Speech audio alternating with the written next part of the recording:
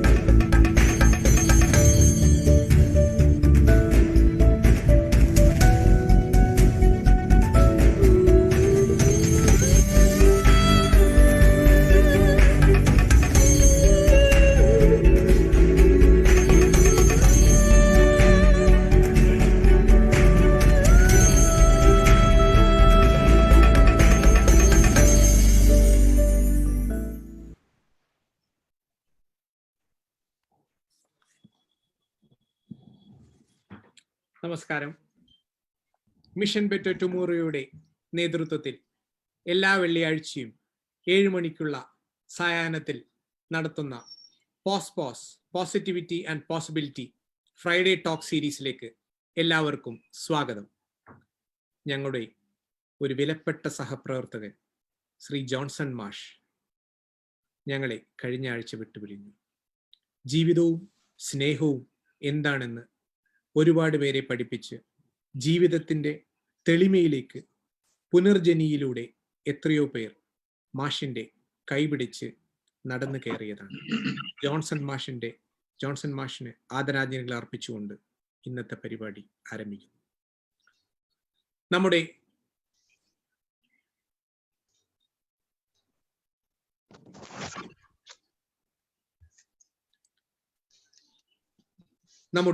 ഇന്നത്തെ topic persuasive leadership ആണ്. അതായത് പ്രേരണയാകുന്ന നേതൃത്വം. ഈ വിഷയത്തെക്കുറിച്ച് സംവാദിക്കാനും ആശയവിനിമയം നടത്തുവാനും 3 പ്രഗത്ഭ വ്യക്തികളെയാണ്, പ്രേരണയാകുന്ന നേതൃത്വത്തിന് നേതൃത്വം വഹിക്കുന്ന 3 പ്രഗത്ഭ വ്യക്തികളാണ് നമ്മളോടൊപ്പം ഇവിടെ എത്തിച്ചേർന്നിട്ടുള്ളത്.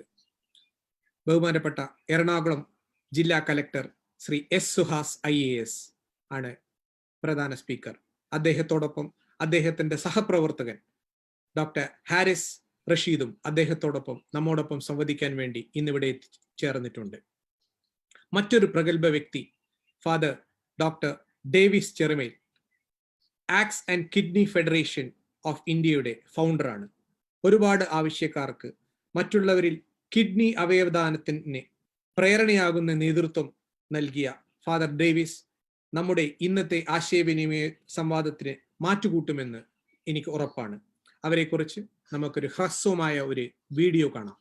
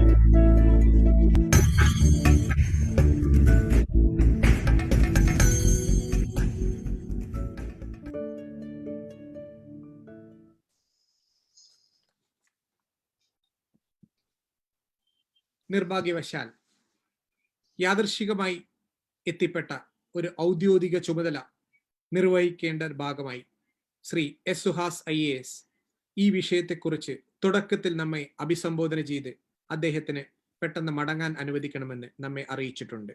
അദ്ദേഹത്തിന്റെ കൂടെ സദാസമയവും പ്രേരണയാകുന്ന നേതൃത്വം വഹിക്കുന്ന അദ്ദേഹത്തിന്റെ സഹപ്രവർത്തകൻ ഡോക്ടർ ഹാരിസ് റഷീദാണ് ഇന്ന് അദ്ദേഹത്തിന്റെ അഭാവത്തിൽ നമ്മളോടൊപ്പം ഈ വിഷയത്തെക്കുറിച്ചിട്ട് ആശയവിനിമയം നടത്തുന്നത്. മിഷൻ ബെറ്റർ ടുമോറോയുടെ ഈ സംരംഭത്തിൽ നമ്മളോടൊപ്പം ഒരുപാട് സുഹൃത്ത് സംഘടനകളും സുഹൃത്ത് വ്യക്തികളും ഒത്തൊരുമിച്ച് പ്രവർത്തിക്കുന്നുണ്ട്.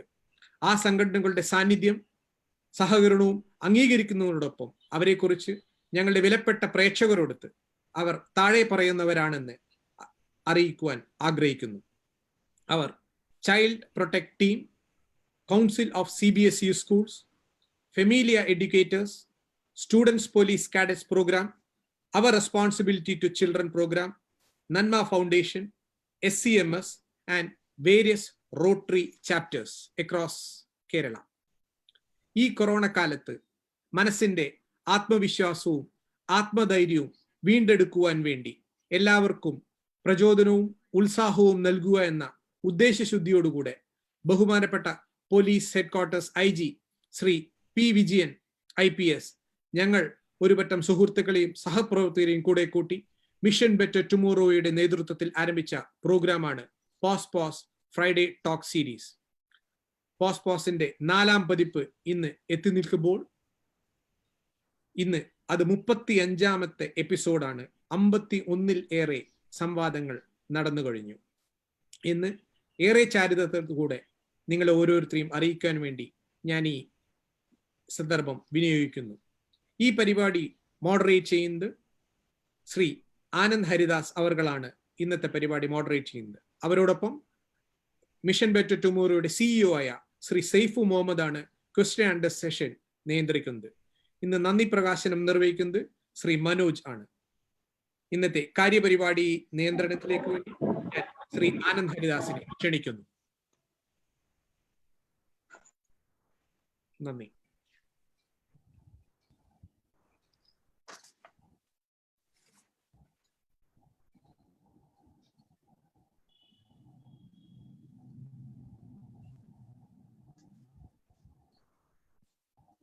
ഹരിയേട്ട voice മ്യൂട്ടാണ്.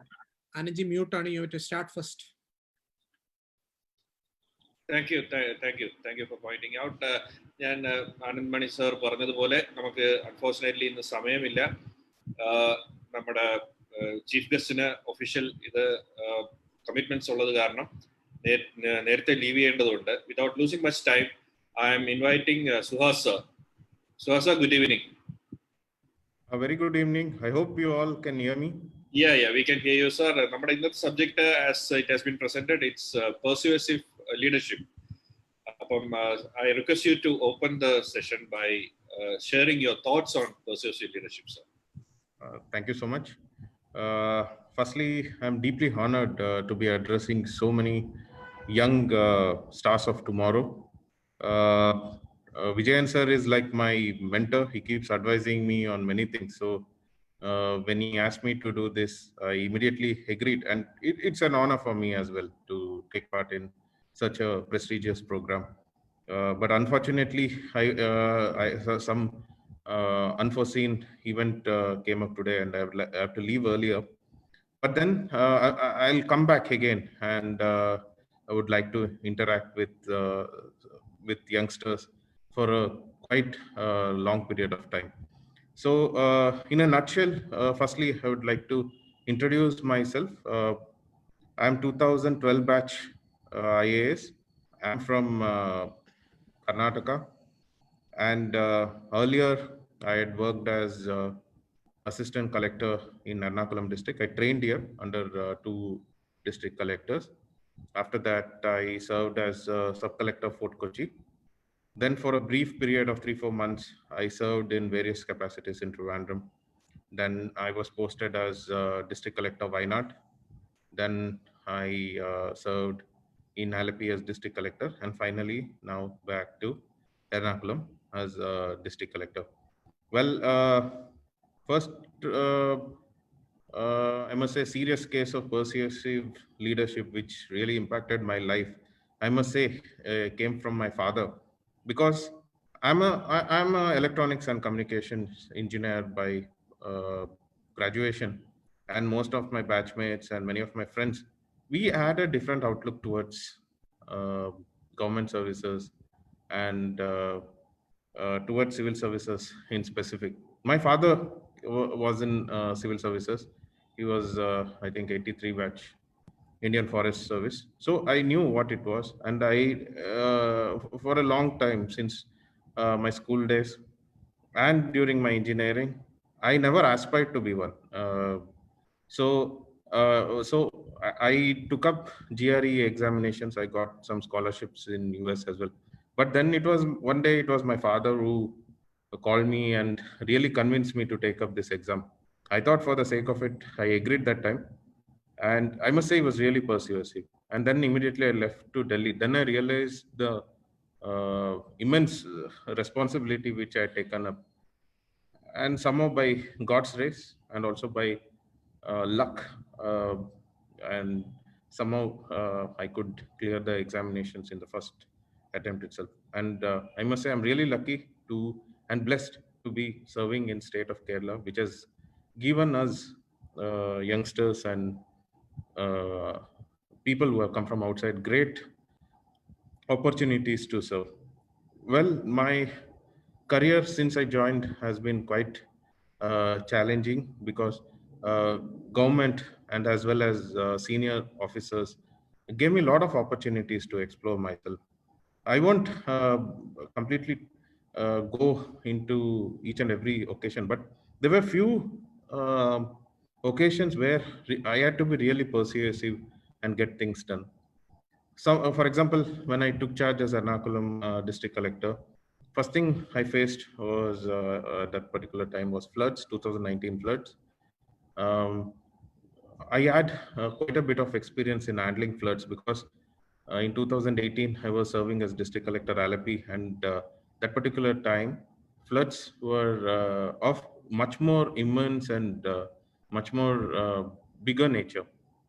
So here we could manage it quite well to citizens' satisfaction. Then after that came urban flooding. Urban flooding in Cochin has always been a challenge. That is, even for a short outpouring of rain, the city gets flooded. And especially if it is an high tide, then each and every nook and corner, especially in central business district, gets flooded. So that was when, by leadership of Honorable Chief Minister, we came up with a program called Operation Breakthrough, which we could implement it in a span of 6 months. And after that, this particular year, other than one particular day where there was really high tides for continuous 3 days, other than that, we didn't have any urban flooding at all. Then after that, in all these things, we took this because even though as a district collector, I implemented it, there was no platform or there was no machinery for me to get it done, because primarily the job of canal cleaning and drainage clearing and everything is vested with the local self-government. So we had to bring about a change. We had to get people from other departments. We had to get them on deputation. So we had to form a structure and then implement it. So it was quite a big challenge. Then after that, another big challenge which came about was with respect to Murud flat demolition. So it was unprecedented. It was done for the first time in our country of that proportions. So what would happen, whether it would go as per the plan, was always something which was dependent on chance. But fortunately, it was planned well, and due to cooperation and help from everybody, we could do it in a perfect manner. And after that, of course, there was a lot of challenges with respect to law and order, when you say with respect to two factions of a particular community with respect to religious institutions. So in all those cases, we had to talk to people and try to ensure that law and order is maintained. And we had to ensure that things don't go out of control. And then came the biggest challenge of all, that is COVID management. It was left to district collectors to take the leadership in this case, in all the districts. And there was immense support by government of Kerala from Trivandrum. And they gave us a lot of opportunities, lot of resources, gave us manpower, and asked us to deal with the epidemic. Since the first day, it was always a challenge.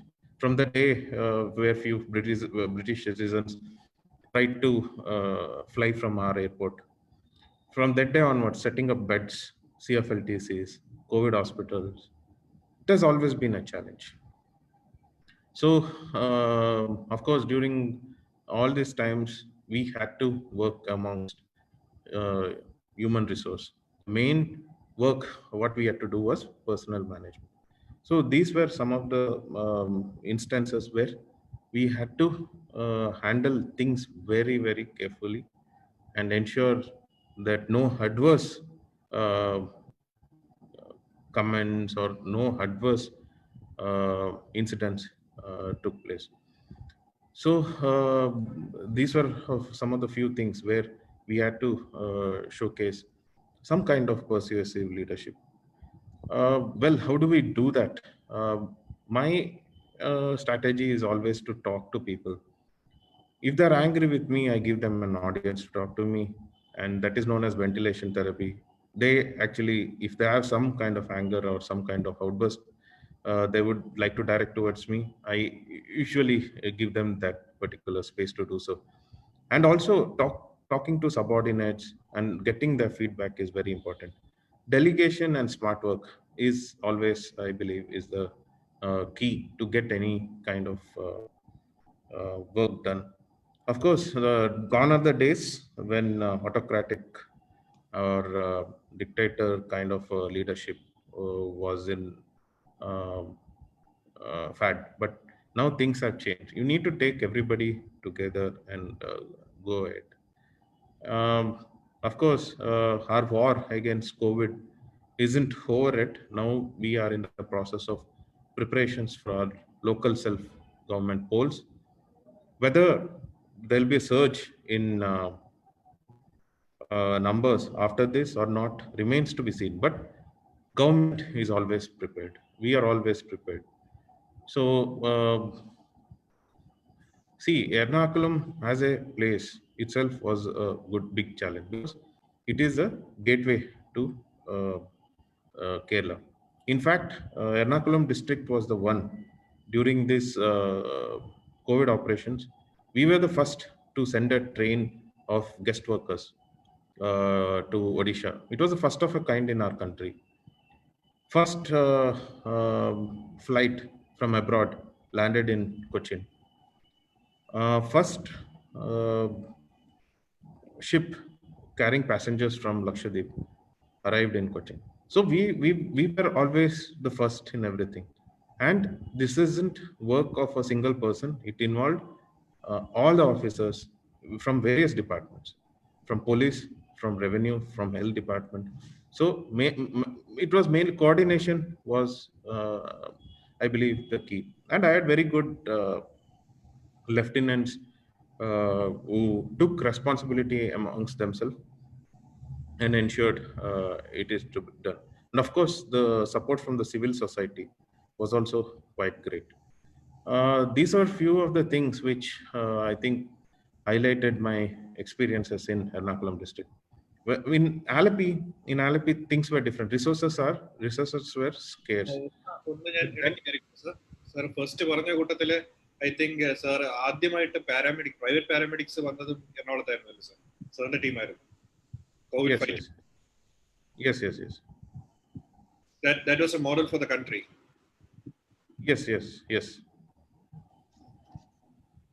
So not only that, there were so many first CFLTC in the state, first SFLTC in the state. So Ernakulam district has always been a model in COVID management. So if anybody has any questions with respect to this, I'm happy to answer. Sir നമ്മുടെ chat box നമ്മൾ open ആയി വരുന്നതേ ഉള്ളൂ. നമ്മള് sir ഇത്രയും നേരം ഒരു detail ആയിട്ട് തന്നെ സാറിന്റെ ഒരു leadership as a persuasive element in leadership sir explain ചെയ്തു.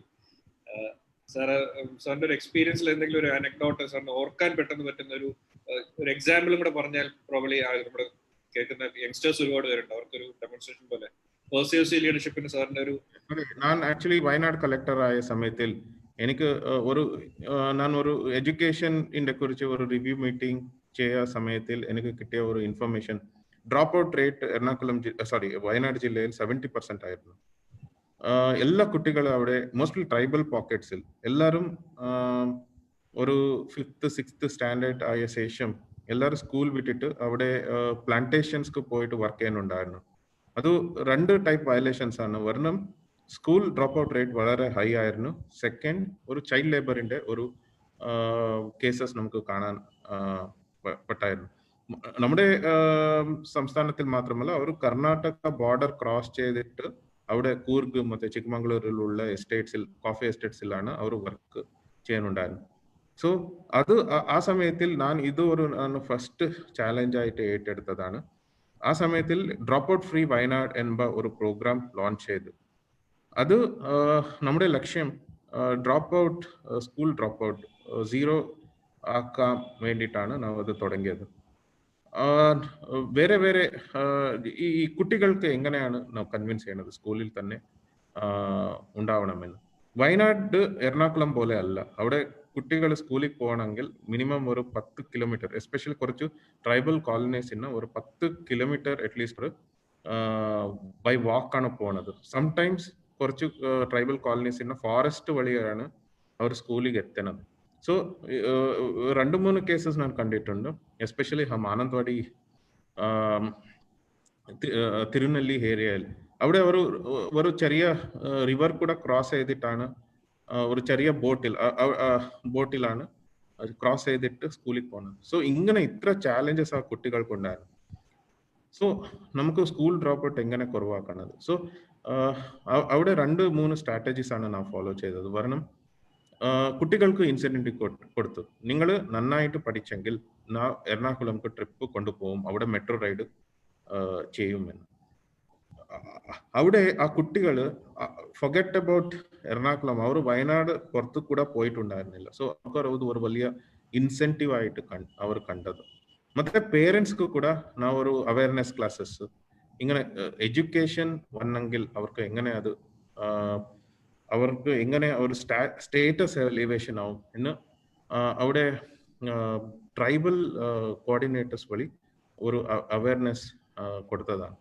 സോ ഇവൻച്വലി ഒരേ ഒരു വർഷത്തിൽ നാം 70% ഡ്രോപ്പ് ഔട്ട് ഉള്ള ഒരു ജില്ലയിൽ ഇത്തരത്തിൽ സർവശിക്ഷ അഭയനിന്റെ കോർഡിനേറ്റർ വളരെ നല്ലതായിട്ട് ജോലി ചെയ്തതാണ്. അത് നമുക്ക് ഓൾമോസ്റ്റ് ഒരു 10-15% ആ വർഷം നമുക്ക് കുറയ്ക്കാൻ ആയി. സോ അത് ഒരു വലിയ അച്ചീവ്മെന്റ് ആയിരുന്നു. ಮತ್ತೆ അത് സ്റ്റേറ്റ് ലെവലിൽ ഇംപ്ലിമെന്റ് ചെയ്യാൻ ട്രിവാൻഡ്രം എന്ന നിർദ്ദേശങ്ങൾ വന്നു, ഡ്രോപ്പ് ഔട്ട് ഫ്രീ കേരള ആയിട്ട്. സോ അത് നമുക്ക് എങ്ങനെ കൺവിൻസ് ചെയ്യണത്? So 2 ways we could do it. One, we gave incentives, and also we told we'll take action against parents who send their children for child labor. So അങ്ങനെ both carrot and stick policy. ಮತ್ತೆ എല്ലാ ആഴ്ച കൂടെ ഇങ്ങനെ ജില്ലാ collector ഇത്തരത്തിൽ involve ആണ് എന്ന് സർവശിക്ഷ അഭയനിന്റെ ടീച്ചേഴ്സ്ക്ക് ಮತ್ತೆ അവരുടെ ജില്ലാ കോർഡിനേറ്റർക്ക് ഒരു thought കൊടുത്തെങ്കിൽ it went very well. So I think that was one of my early experiences, and also it gave a platform for me to deal with further challenging aspects in future. So adu nalla oru experience aayirunnu. But of course Alleppey floods valare rendu hotspots aayirunnu, Varnam, Kuttanad matte Changanur. So rendu സ്ഥലത്തിൽ കൂടെ coordination ആവശ്യമുണ്ടായിരുന്നു. ಮತ್ತೆ കുട്ടനാട് ಮತ್ತೆ ചെങ്ങന്നൂർ രണ്ടു cut off ആണ്.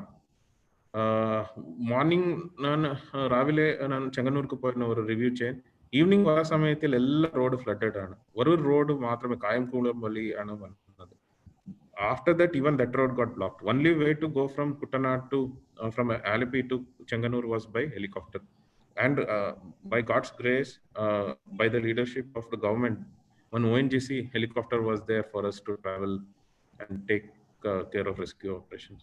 So അങ്ങനെയുള്ള സമയത്തിൽ അവിടെ തന്നെ all the junior officers, they took upon leadership. അവിടെ ചെങ്ങന്നൂരിൽ ഒരു ഡെപ്യൂട്ടി കളക്ടർ ആണ്, ആള് ഫുൾ ടൈം അവിടെ ഓഫീസിൽ തന്നെ സ്ലീപ്പിംഗ് ആണ്, ഫുഡ് എല്ലാം അവിടെ തന്നെ ചെയ്തത്. ആള് ഒരു ലീഡറായി അവിടെ ആ ഒരു opportunity. So only thing what I did was I gave him encouragement, I gave him all support, whatever is to call and ask, I used to send all the stuff, all the relief materials.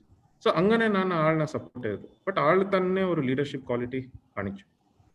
So in different scenarios we need to use different strategies. So different type of smart work is required.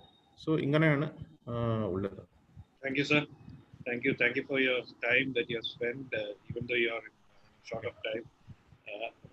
Next time I would like to interact with more students. Today I could spend only, I think, half an hour. Unfortunately, I have to go now. I'm late. Wherever official program undayirunnu, but I wanted to talk more. So sometime next time, or maybe sometime, I can get in and talk to. Especially, I want to talk to youngsters. I want to see what they think, what is their thoughts, how they perceive this. So whether they offer any better advice, So all those are very interesting. As I said in the beginning, they are the stars of tomorrow. They are the future. So when we hear them, we see the fresh ideas. Sometimes it will be very unpractical, but it's like a fresh. It's like a you know fresh air, something which we enjoy hearing. So maybe next time I would like to Look forward interact to with that. students. Look forward to meeting you, having more of you, sir. Thank you. Thanks a lot, sir. Sir, ഇന്നത്തെ നമ്മുടെ വിഷയം പെർസ്യൂസീവ് ലീഡർഷിപ്പിന്റെ വിവിധ experiences അവരുടെ കരിയറിൽ എന്ന് പറഞ്ഞു. പക്ഷേ ഇതിനെക്കുറിച്ചൊരു detail presentation നടത്താനായിട്ട് there is none better than Vijayan sir, our mentor and guiding light. Sir Vijayan sir. Thank you, Haridas and thank you Suhas for joining us. അച്ഛനൊരു താങ്ക് യു അച്ഛ, ഗുഡ് ഈവനിങ്. അച്ഛനൊരു 5 minute wait ചെയ്താൽ മതി. അച്ഛൻ്റെ മനോഹരമായിരിക്കുന്ന അനുഭവങ്ങൾ share ചെയ്യുന്നത് കേൾക്കാൻ വേണ്ടിയിട്ട് ഒരുപാട് ആളുകൾ വെയിറ്റ് ചെയ്യുന്നുണ്ട്. Thank you Haris for joining us. I hope he is here. And I'll quickly brush through a short presentation on this the content, the persuasion or persuasive leadership. Let me make a short presentation.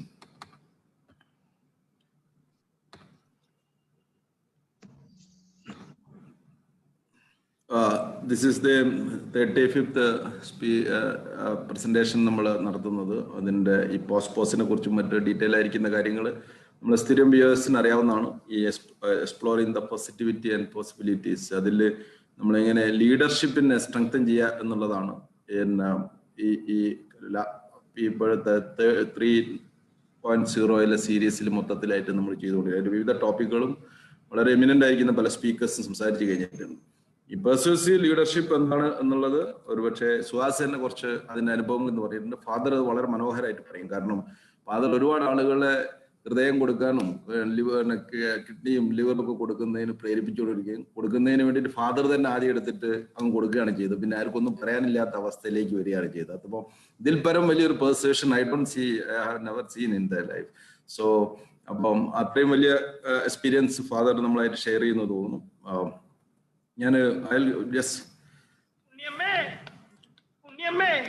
കുടുംബിയെ ഞാൻ പിടിച്ചു, ഉണ്ണിയമ്മേ കുടുംബിയെ ഞാൻ പിടിച്ചു.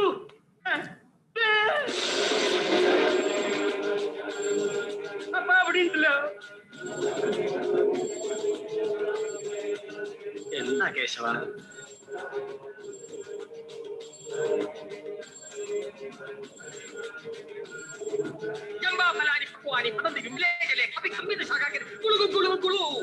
കഴിഞ്ഞു.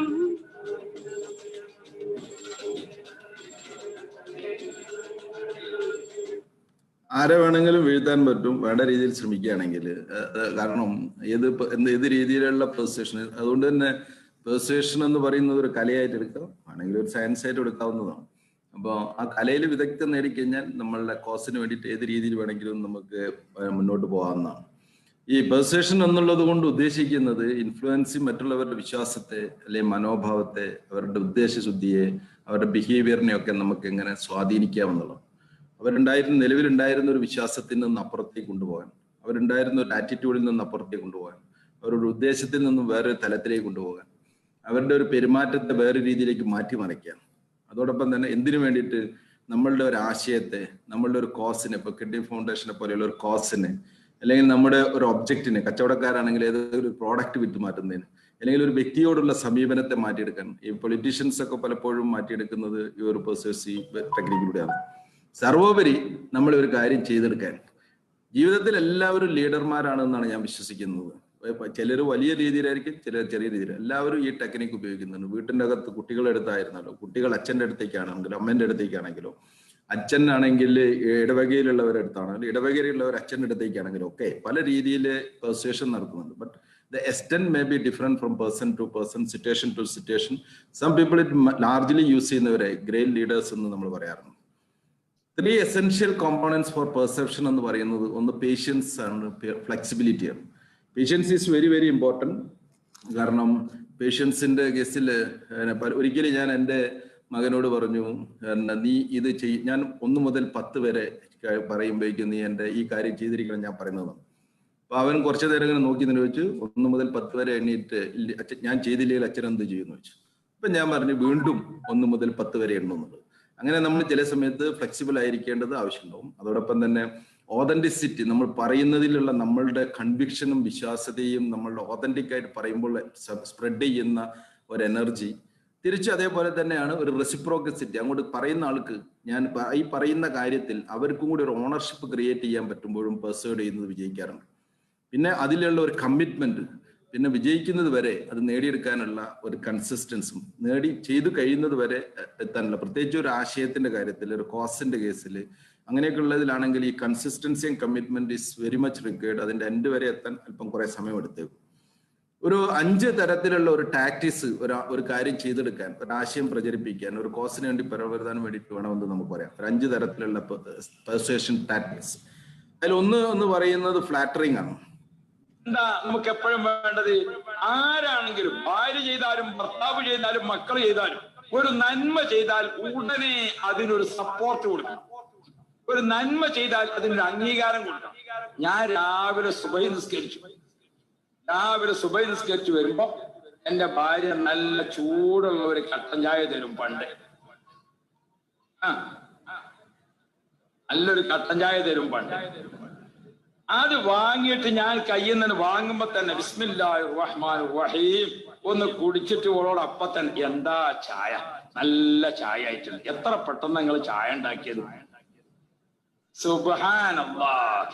അതിങ്ങനെ തുടർന്നപ്പോ ഇപ്പൊ ഞാൻ രാവിലെ സുബഹി നിസ്കരിച്ച് വരുമ്പോൾ 2 കോഴിമുട്ടി ഒരു കട്ടൻ ചായ. ഇതാണ് ഈ പെർസേഷന്റെ ഗുണം എന്ന് പറയുന്നത്. അപ്പൊ നമ്മള് ഒരുപക്ഷെ ഈ ഫ്ലാറ്ററിങ്ങിനെ കൊണ്ടുള്ള ഒരു ഗുണം എന്ന് പറയുന്നത്. അപ്പൊ ഫ്ലാറ്ററിങ്ങിൽ കട്ടൻ ചായയിൽ നിന്നും 2 മുട്ടയിലേക്ക് എത്തുന്ന രീതിയിലുള്ള ഫ്ലാറ്ററിങ്ങിന്റെ ഗുണമാണ് മൊയ്ലിയാർ ഇവിടെ നമ്മളോട് പറഞ്ഞത്. ചില ആളുകളെ നമ്മൾ ഇൻഡ്യൂസ് ചെയ്യുന്നതായിരിക്കും, ഏതെങ്കിലും രീതിയിലുള്ള ഓഫറുകൾ കൊടുത്തിട്ട്, ഏതെങ്കിലും രീതിയിലുള്ള മോണിറ്ററിയോ അല്ലാത്തതായിരിക്കുന്ന ഓഫറുകൾ കൊടുത്തു കഴിഞ്ഞാൽ ഒരു പക്ഷേ നമുക്ക് ഇൻഡ്യൂസ് ചെയ്യാൻ പറ്റേക്കും, ചെയ്തെടുക്കാൻ പറ്റേക്കും. അതുപോലെ ചില കാര്യങ്ങളിൽ നമ്മൾ പ്ലീഡ് ചെയ്യുന്നതാണ്.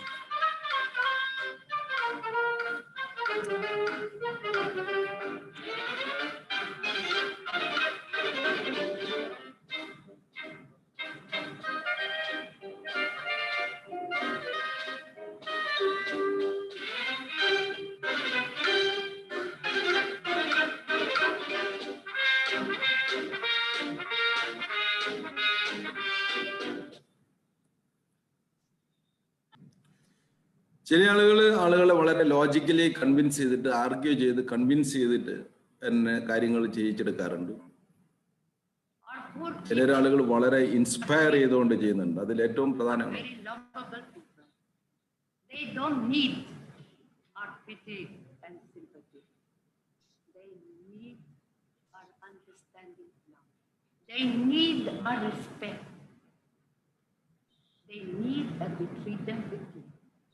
And I think this is the greatest poverty that we experience, that we have in front of them, who may be dying for a piece of bread, but they die precisely.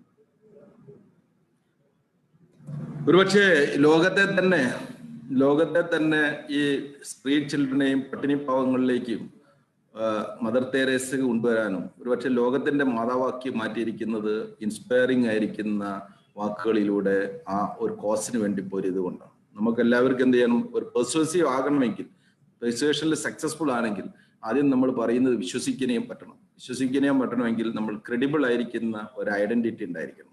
Credible ആകണമെങ്കിൽ നമ്മൾ സത്യസന്ധമായിട്ടായിരിക്കണം പറയുന്നത്. അങ്ങനെ ബിലീവബിളും ക്രെഡിബിളും ട്രൂത്ത്ഫുള്ളും ആയിരിക്കുന്ന ഒരു കാര്യം സാധ്യമാകാതിരിക്കുകയും ചെയ്യില്ല. Thank you. Thank you sir.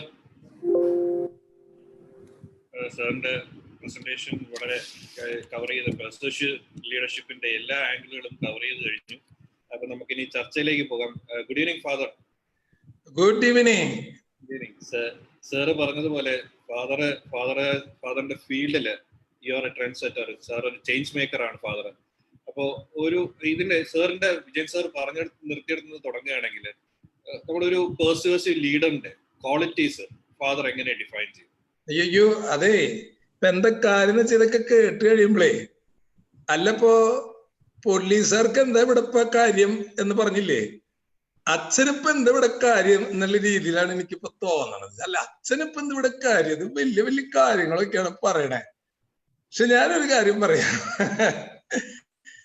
മനുഷ്യൻ ജീവിതത്തിൽ ഏത് അവസ്ഥയിലായാലും അവന്റെ ഉള്ളിലൊരു പവർ ഉണ്ട്. That is A magnet. ഒരു മാഗ്നറ്റ് ആണ്. മാഗ്നറ്റ് എന്ന് പറയുന്നത് മനുഷ്യനാണ്. ഈ ലോകത്തിന്റെ magnet is A human being. ലോകത്തിലെ സർവ്വ ജീവജാലങ്ങളും മനുഷ്യനിലേക്ക് എങ്ങനെ ആകർഷിച്ചുകൊണ്ടിരിക്കുകയാണ്. അപ്പോ ഞാൻ വലിയ വലിയ കാര്യങ്ങൾ അറിയാത്തതുകൊണ്ട് വലിയ വലിയ ആൾക്കാർ പറഞ്ഞ കാര്യങ്ങൾ പറഞ്ഞെടുത്ത് തുടങ്ങാണ്. ടാഗോറോ അതോ ടോൾസ്റ്റോയോ ആണെന്ന് അറിയില്ല, ഇങ്ങനെ പറഞ്ഞിട്ടുണ്ട്, every child is bone with a message. ഈ ലോകത്തില് ബൈബിളിൽ പറയുന്നുണ്ട്, ഒരു തുള്ളി വെള്ളം, A drop of water, immense power അതിൻ്റെ ഉള്ളുണ്ട്. അത് റിട്ടേൺ ചെയ്യുന്നില്ല, ഒന്നും പ്രൊഡ്യൂസ് ചെയ്യാണ്ട്.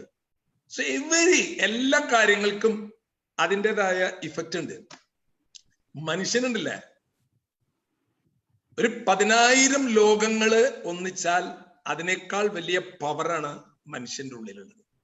പക്ഷേ മനുഷ്യന് എന്തെന്ന് പ്രൊഡ്യൂസ് ചെയ്യാൻ പറ്റാതെന്നറിയാം. അവനെ കുറിച്ച് മാത്രം ചിന്തിച്ചുകൊണ്ടിരിക്കുക. ഞാൻ എൻ്റെ ജീവിതത്തിൽ ചിന്തിക്കാറുള്ളത് എന്നെ കുറിച്ച് അങ്ങോട്ട് ചിന്തിക്കണില്ല എന്ന് വെച്ചു. എന്നെ കുറിച്ച് ചിന്തിക്കാത്ത കാരണം എനിക്ക് ഭയങ്കര ഫ്രീഡാണ്. അതാണ് എൻ്റെ ജീവിതത്തിലെ ഏറ്റവും വലിയ സന്തോഷം. അതുകൊണ്ട് എന്തുണ്ടായെന്നറിയാം, ലോകത്തിലെ എല്ലാവരും എന്നെ കുറിച്ച് ചിന്തിക്കുന്ന പോലെ എനിക്കിപ്പോ തോന്നണേ. എല്ലാവരും ഇപ്പൊ എന്റെ കാര്യമാണല്ലോ പറയണേന്ന്. ഞാൻ എന്നെ കുറിച്ച് ചിന്തിക്കാറില്ല. ഈ നമ്മൾ എപ്പോഴാണ് പവർലെസ് ആവണമെന്നറിയും. നമ്മൾ പവർലെസ് ആവുന്നത്, അതായത് നമ്മൾ മറ്റുള്ളവർക്ക് യൂസ് ഇല്ലാതാകുന്നത് നമ്മൾ നമ്മളെ കുറിച്ച് മാത്രം ചിന്തിക്കുമ്പോഴാണ്. നമ്മളെ കുറിച്ച് ചിന്തിക്കുമ്പോൾ നമ്മുടെ എനർജി ലൂസ് ആവും. അപ്പൊ നമ്മളെ കുറിച്ച് മറന്നു കഴിഞ്ഞാൽ മറ്റുള്ളവരെ കുറിച്ച് നമ്മൾ ചിന്തിച്ചു കഴിയുമ്പോൾ ഭയങ്കര ഫ്ലോ നമ്മുടെ ഉള്ളിലേക്ക് ഉണ്ടാകും. അപ്പൊ മദർ തെരേസയുടെ കാര്യം സാർ ഇവിടെ പറഞ്ഞു. വേണ്ട, ഞാൻ എൻ്റെ ജീവിതകാലത്ത് കണ്ടുമുട്ടിയ ഒരു മനുഷ്യനാണ് APJ അബ്ദുൽ കലാം. എൻ്റെ ഒരു വലിയൊരു സുഹൃത്തായിരുന്നു. രാജാജി മാർഗിൽ ഡൽഹി പോയി ഞാൻ പോകും. അങ്ങനെ 42 കിലോ തൂക്കം, ആ കോട്ടൊക്കെ പിടിച്ച് ഇങ്ങനെ നിൽപ്പുണ്ട് കഴിഞ്ഞാൽ ഈ കോട്ടിന്റെ ബലത്തിൽ നിൽക്കണ പോലെയാണ്. APJ അബ്ദുൽ കലാമിന് പൊസിഷൻ അല്ല, APJ അബ്ദുൽ കലാമിനുള്ളത് ഡിസ്പൊസിഷൻ ആണ്. അതാണ് കാര്യം. നമ്മുടെ എനർജി എന്ന് പറയുന്നത് നമ്മുടെ ഡിസ്പൊസിഷൻ ആണ്. നമ്മുടെ ഡിസ്പൊസിഷൻ എന്ന് പറഞ്ഞാൽ നമ്മുടെ ആ ഉള്ളിലുള്ള ഒരു പവർ ഉണ്ട്. ആ പവറിനെ നമ്മളാണ് ഇല്ലാണ്ടാക്കണത്. Nobody else. നമ്മളാണ് ഇല്ലാണ്ടാക്കുന്നത്. ഞാനൊരു കഥ പറയാം. എന്തായാലും കഥകളൊക്കെ ആകുമ്പോൾ പിള്ളേരൊക്കെ ഉണ്ടല്ലോ അല്ലേ. എന്തോരം പേര് 923 പേര് അത് കേൾക്കണമെന്ന് പറഞ്ഞാൽ എൻ്റെ അമ്മേ. അതായത് ഒരാള് ജപ്പാനിൽ പോയപ്പോ അവിടെ പല സാധനങ്ങൾ, നല്ല നല്ല സാധനങ്ങൾ കിട്ടണം. ജപ്പാൻ പണ്ടത്തൊക്കെ നമ്മൾ ജപ്പാൻ എന്ന് പറഞ്ഞു കഴിഞ്ഞാൽ ജപ്പാൻ പ്രോഡക്റ്റ് ആണല്ലേ, അതെ, ഭയങ്കര ഒരു ക്രെഡിബിലിറ്റി നമ്മൾ കണക്കാക്കി. അവിടെ ചെന്നപ്പോ പല സാധനങ്ങൾ വിൽക്കാൻ വെച്ചിട്ടുണ്ടേ. അതിലിപ്പോ തലച്ചോറ് വിൽക്കാൻ വെച്ചിരിക്കണ്. അപ്പോ നമ്മുടെ ഇന്ത്യക്കാരൻ ചോദിച്ചു, ഇതെന്ത് തലച്ചോറ്? ഇതൊക്കെ കൂടെ വിൽക്കോ? പിന്നെ ഇതെന്താ? പലതരത്തിലുള്ള തലച്ചോറ്. തനിക്ക് ഏതാ വേണ്ടേ? പലതരത്തിലുള്ള തലച്ചോറാ. എന്ത് തലച്ചോറ്? ജപ്പാന്റെ ഉണ്ട്, അമേരിക്കയുടെ ഉണ്ട്, ചൈനയുടെ ഉണ്ട്. അപ്പ ചോദിച്ചവൻ, ഇന്ത്യക്കാരൻ്റെ ഇല്ലേ ചോദിച്ചു. ഇന്ത്യക്കാരൻ്റെ ഉണ്ട്. നോക്കട്ടെ, ഇതാരുടെ? ഇത് ജപ്പാന്റെ ആണ്. എന്താ അല്ലേ? 10 രൂപയുള്ളോ? 10 രൂപയെ? എന്റെ 10 രൂപയുള്ളോ? ഇതാരുടെ? ചൈനയാണ്. എന്താ അല്ലേ? 25 രൂപയാണ്. എന്തിട്ട് പറയണത്? ഇതാരുടെ? അമേരിക്കയാണ്. അതിനെന്താ അല്ലേ? 50 രൂപയാണ്. ഇതാരുടെ സാധനം? അത് ഇന്ത്യക്കാരനെയാണ്. വില പറഞ്ഞതാൻ. എന്റെ വില പറ. 10 ലക്ഷം. എന്റെ അമ്മേ! അയാളുടെ തലയിൽ കണ്ടമാനം ലഡു പൊട്ടി. അയാള് പറഞ്ഞ് ഇങ്ങനെ അഭിമാനത്തോടെ ഇങ്ങനെ നെഞ്ചൊക്കെ മറ്റേ 35 വിരിവുണ്ടല്ലോ, ആ വിരിവൊക്കെ വിരിക്കാൻ നോക്കിയപ്പോ I'm an Indian. അപ്പൊ ഈ വിൽക്കണ ആള്, You are an Indian? Yes, I am an Indian. എന്നോട് ഇതെന്തേന് വില കൂടുതലെന്ന് അറിയോ? Yes, we are Indians. അല്ലടോ, ഇതുവരെ ഉപയോഗിച്ചിട്ടില്ല. മറ്റുള്ള ഉപയോഗിച്ച് കഴിഞ്ഞു. ഇതിപ്പോ 10 ലക്ഷം പിടിച്ചിങ്ങനെ ഇരിക്കുക. Not used. നമ്മുടെ ജീവിതത്തിന്റെ പവർ എപ്പോഴാണെന്നറിയോ? യൂസ് ചെയ്യുമ്പോഴാണ്. നമ്മൾ യൂസ് ചെയ്യണില്ല.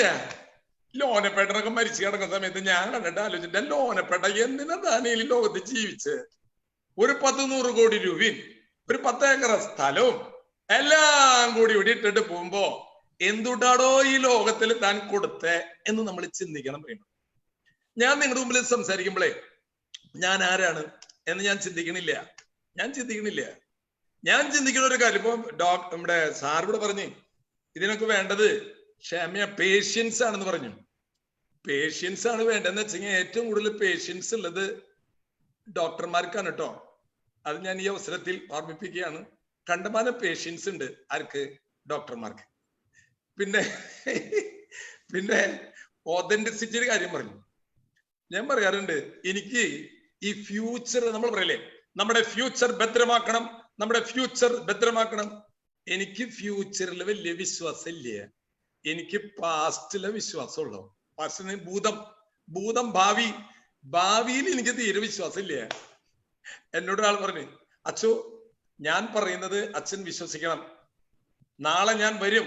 ഞാൻ പറഞ്ഞു, ഞാൻ പറയണത് തന്നെ എനിക്ക് വിശ്വാസമില്ല. നാളെ ഞാൻ വരും എന്ന് പറയുമ്പോ തന്നെ എനിക്ക് വിശ്വാസമില്ല. കാരണം നാളെ വരുമില്ലെന്ന് എനിക്ക് തന്നെ അറിയില്ല. എങ്ങനെ എനിക്ക് അറിയാൻ പറ്റണേ?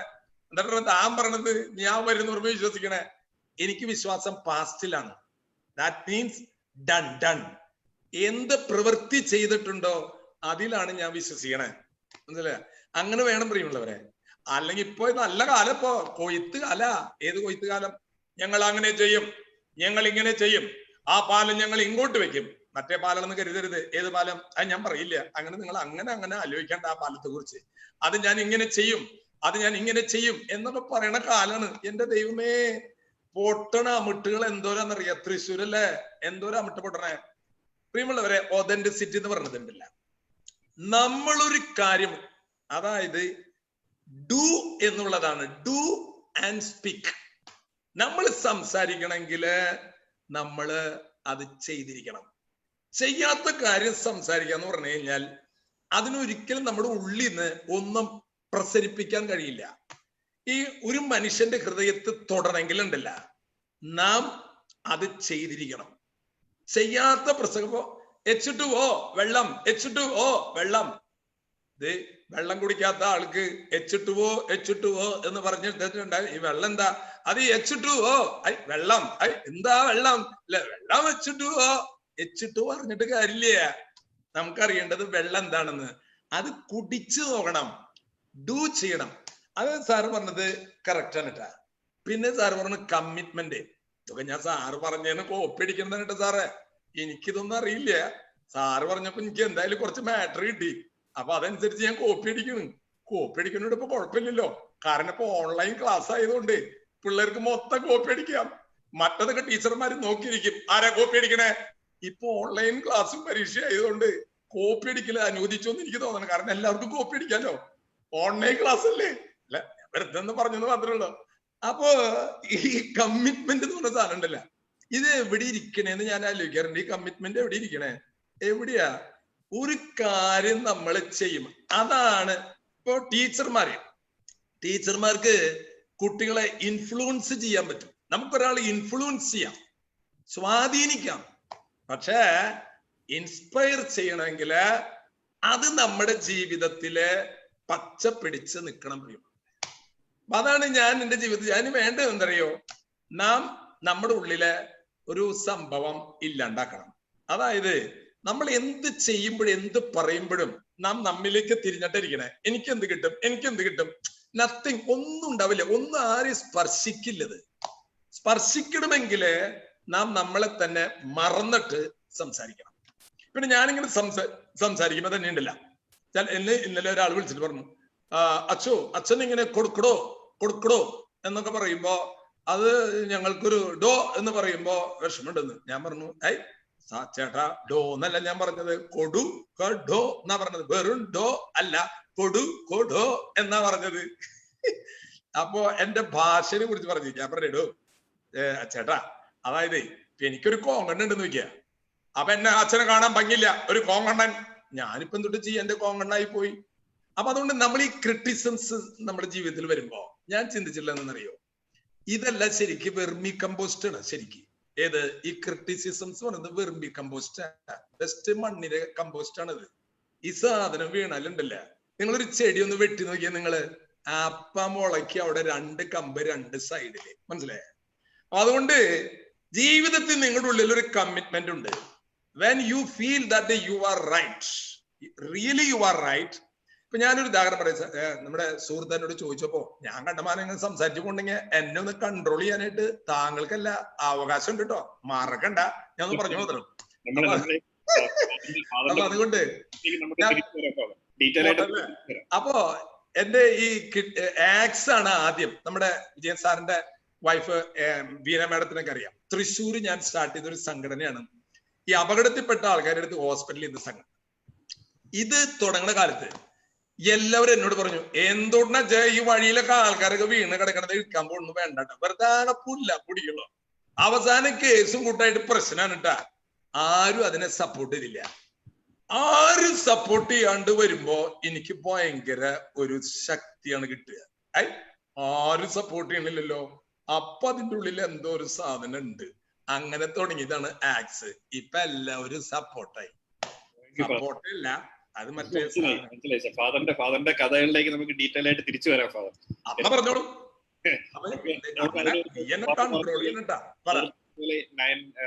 1000-ഓളം കുട്ടികൾ, നമ്മള് 1000-ഓളം ആൾക്കാർ പാർട്ടിസിപ്പൻസ് സൂമിലുണ്ട്. 40,000-ലേറെ ആൾക്കാർ ഫേസ്ബുക്കിൽ ഇപ്പൊ ലൈവായിട്ട് ക്വസ്റ്റ്യൻസ് വരുന്നുണ്ട് നമുക്ക്. അപ്പൊ നമ്മുടെ ചാറ്റ് ബോക്സ് ഇപ്പൊ ഓപ്പൺ ആണ്. എനിക്ക് പാർട്ടിസിപ്പൻസിനോട് റിക്വസ്റ്റ് ചെയ്യാനുള്ളത്, നിങ്ങൾക്ക് ചോദിക്കാനുള്ള ചോദ്യങ്ങൾ ചാറ്റ് ബോക്സിലേക്ക് ഇട്ട് തുടങ്ങാം. ചാറ്റ് ബോക്സിൽ സെൽഫ് ഇൻട്രൊഡക്ഷൻ ഒഴിവാക്കുക, ചോദ്യങ്ങൾ ഇട്ട് തുടങ്ങുക.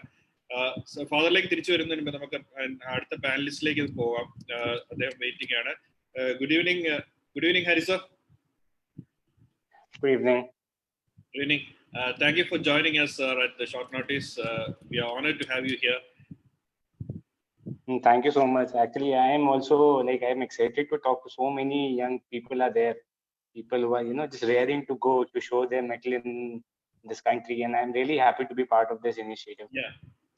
So you're trained as an orthopedic surgeon before you joined the civil service. So probably you can give us an insight about how persuasive skill can be used in administrative service. Probably we can start from personal experience. You are coming from Kannur. You were assistant collector in Kannur before you took charge as sub-collector in Ernakulam. Yeah. Okay. So I'll just my actual learning of how to manage everything and how to take things in perspective and how to make people aware. It happened mainly in my PG. This thing did not happen really much. In IAS was one second, I think. It's okay, sir. We can hear you now. So becoming an IAS was something that came later on, but my actual learning was in medicine.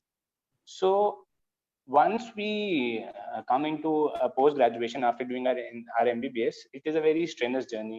You have to clear a competitive exam, and then you choose something that you like, and in a college, in a hospital that you like. So during my first few years was the first thing when I realized what leadership actually is, and it made me understand that when we talk about leadership, when we talk about persuasion, we should always be aware of our position in the sense, when we talk about leadership, when we talk about all these things, we know that we are talking from a perspective of a person who's in a position of power. You should know that the person who's coming to you, whom you're trying to convince, whom you're trying to tell anything, that person has no option but to listen to you. So in these two perspectives, I'll like to tell, in my first year, we were not listening to many patients because we were working for 36 hours at the stretch, 48 hours at the stretch. So it was not able for us to pay that personal attention to every single patient. But over the period of time, we realized that for us, that particular fellow maybe is one of the 200 patients that we will see in a day. But for that one fellow, you are the only one who can tell him whether he can get fine or not. So this understanding took us 6-7 months. For initially, we'll be very tired. We have not slept for 2 days. We'll be cranky. But after few months, we realized that we are cranky. The person did not make a mistake. He did not make us cranky. It's not his fault.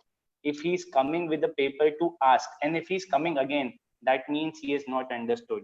And also this bias that we have, if a person is coming well dressed, a well educated person is coming to, first thing we do, we start talking in English in North India, and the person who is like shabbily dressed, who is not, well dressed, we generally just shoo him away.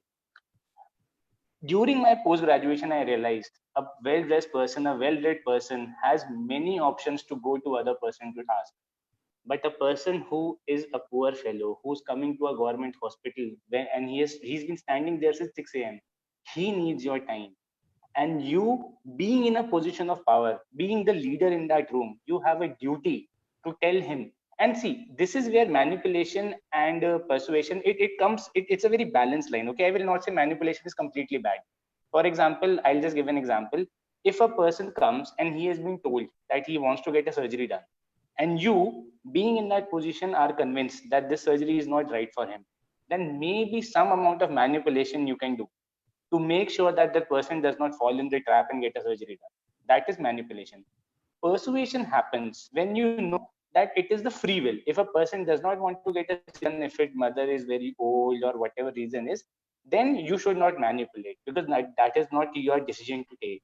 You as a doctor are entitled to give him all the opinion. You can tell him what is right, what is wrong, but the final decision has to be taken by that particular person. So I'll just like to share one thing regarding the leadership and how should we react. I was in my 3rd year post-graduation. I had completed my PT. We had given our exam and we were MS Ortho, but we had 2 months of tenure remaining. So I came after finishing my OPD in my emergency room, and my junior, he was sitting in between 20 people. Like, he was individually handling 20 patients at a time. So he was not able to, obviously he was also overworked. And one patient was just shouting at him. He was like, if he would have given a chance, he would have slapped my junior. I went and I thought it was not right, and I really wanted to intervene, but I just talked normally, that learning process. I talked to him what happened. Now that person was angry because his sister was outside and no one had told her what exactly is wrong with her sister. And her sister had come last night. The unit had gone to see other patients, so they were also not at fault. I looked at his X-ray and I just told him that, see, your sister is fine. This is the problem and this is the treatment. The person started crying right in front of me. The person who 2 minutes back was shouting, was howling, was angry. He was angry because he was worried about his sister.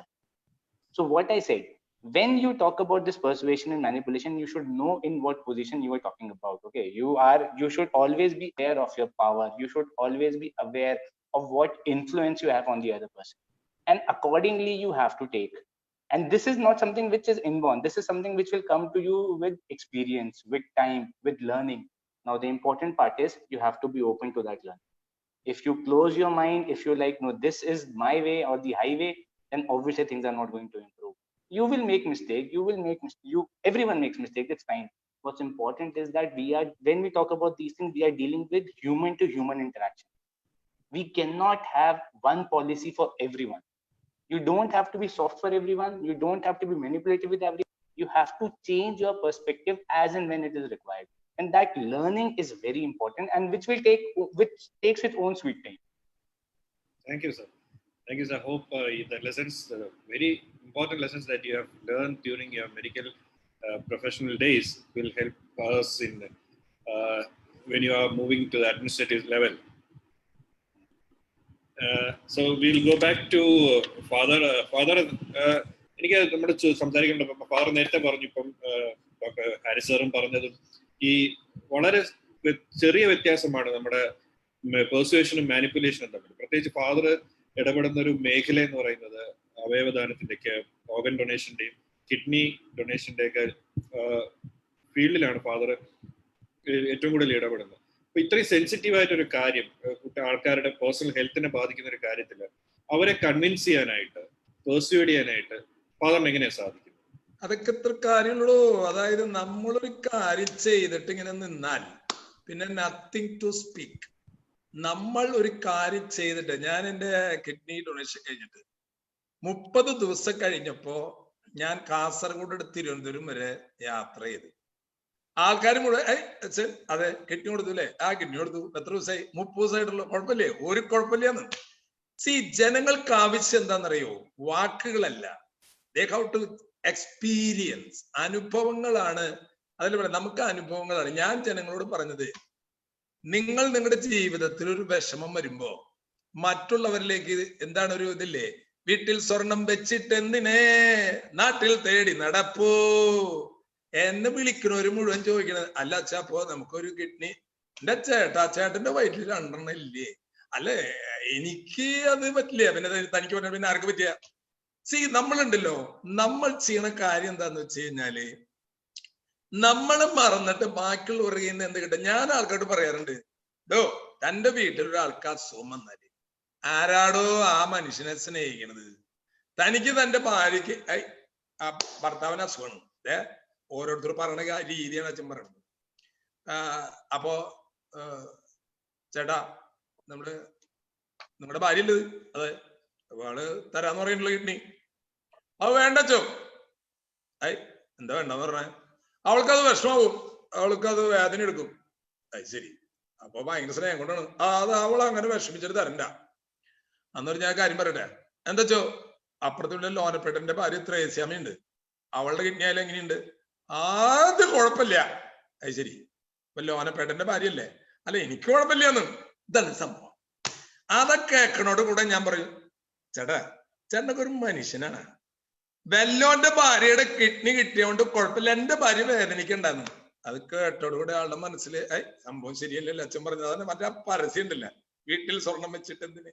മാത്രല്ല ഇപ്പോ ഈ മരണശേഷ അവയവങ്ങൾ ദാനം ചെയ്ത ആൾക്കാർ, ഞാൻ വെറുതെ നിങ്ങളോട് പഠിപ്പിക്കുന്നില്ല, ഞാൻ എന്റെ അനുഭവങ്ങൾ പറയുന്നു. അവര് ജീവിതത്തിൽ ഒരു മരിച്ചുപോയ മനുഷ്യന്റെ അവയവം എടുത്തിട്ട്, ഇപ്പോ കസാക്കിസ്ഥാനിൽ നിന്നാണ് വന്നത് ഒരു പെൺകുട്ടി. ഇവിടെ ആദിത്യ എന്ന് പറയുന്ന ഒരു മരിച്ചുപോയ ഒരു കുട്ടിയുടെ വീട്ടില് ഇരിഞ്ഞാലക്കുട. ആ അപ്പനമ്മയുണ്ടല്ല, അത് ഞാൻ എല്ലാവരും കൂടെ പറഞ്ഞു, ആ അപ്പനമ്മയും ആ പെൺകുട്ടിയുടെ നെഞ്ചത്ത് തലവെച്ചിങ്ങനെ ശ്രദ്ധിക്കുക. എന്താണെന്നറിയോ? വർഷങ്ങൾക്ക് മുമ്പ് മരിച്ചുപോയ തങ്ങളുടെ മകൻ ആദിത്യന്റെ ഹൃദയം ഈ ചങ്കിലിരിക്കണെന്ന് വല്ലതും പഠിപ്പിക്കണ കണ്ടാ മതി. നമ്മൾ പഠിക്കേണ്ടത് അനുഭവങ്ങളിൽ നിന്നാണ്. അത് വല്ലോരുടെ അനുഭവങ്ങളിൽ നിന്നല്ല, നമ്മുടെ അനുഭവങ്ങളിൽ നിന്ന്. ഞാനൊരു കാര്യം, ഇപ്പൊ എന്നെ സംബന്ധിച്ചിടത്തോളം ഇപ്പോ ഞാൻ പറയാറുണ്ട്, അതെ ചേട്ടാ, ഞാൻ ഇത് കൊടുത്തതിന് ശേഷം ഒരു കുഴപ്പമുണ്ടോ എന്നുള്ളത് എന്റെ ചോദ്യം. ലണ്ടനിൽ പോയിട്ട് ലങ്കാസ്റ്ററിൽ പോയിട്ട് 15,000 അടിയുടെ മുകളിലേക്ക് ആകാശത്തുനിന്ന് ഒരൊറ്റ ഡൈവ്, സ്കൈ ഡൈവ് താഴെത്തി 7 മിനിറ്റ് കൊണ്ട് ഒറ്റ കിഡ്നി വെച്ചിട്ട് മതിയോ? ഇനി വല്ലതും വേണ? ഏത് റെക്കോർഡാണത്?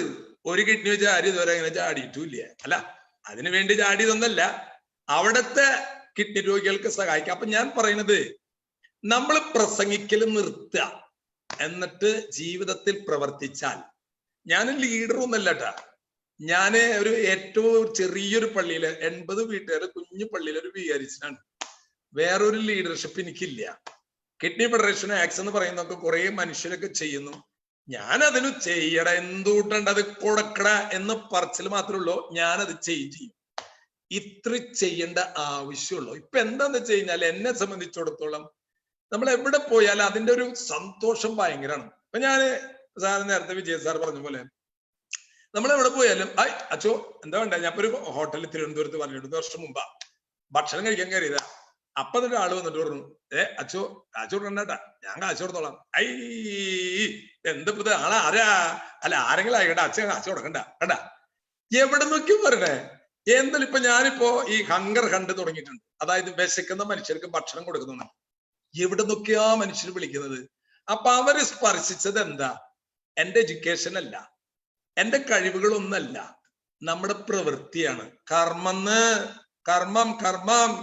ഈ കർമ്മ ഇല്ലാണ്ട് കർമ്മി ഉണ്ടായിട്ട് എന്താ കാര്യം? കർമ്മികൾ കുറെ ഉണ്ട്, പക്ഷെ കർമ്മ ഉണ്ടാകണം. നിഷ്കാമ കർമ്മ ഏത് ലീഡറിന്റെ ഉള്ളിലും ഉണ്ടാകേണ്ടത്. ഇപ്പൊ ഞാനിപ്പോഴേ ഈ ഇലക്ഷന്റെ സമയല്ലേ, കംപ്ലീറ്റ് ജനപ്രതിനിധികളെ അനുഗ്രഹിക്കണം അച്ചോ, അനുഗ്രഹിക്കണം. ഞാൻ പറഞ്ഞ അനുഗ്രഹം ഒന്നും എന്റെ കയ്യിലില്ല കേട്ടോ, അതൊക്കെ ദൈവത്തിന്റെ കയ്യിലാണ്. നമ്മളൊക്കെ അനുഗ്രഹിച്ചിട്ട് എന്തുണ്ടാവാനാ?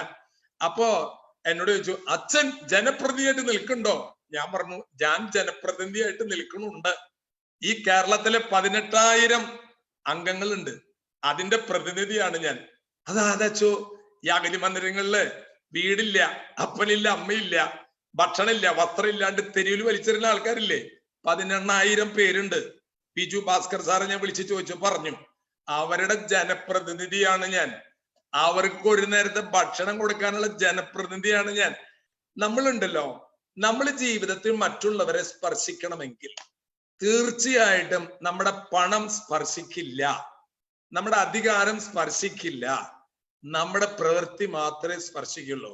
ഒരു ലീഡർ എന്ന് പറയുന്ന ഒരാളുണ്ടെങ്കിൽ, ഗാന്ധിജി ആ വടി പിടിച്ച് നടക്കണം നടപ്പ് കണ്ടിട്ട, APJ അബ്ദുൽ കലാം എന്ന് പറഞ്ഞ മനുഷ്യൻ ജീവിതത്തിൽ അവരൊന്നും പൊസിഷനെ കുറിച്ച് ചിന്തിച്ചിട്ടില്ലേ.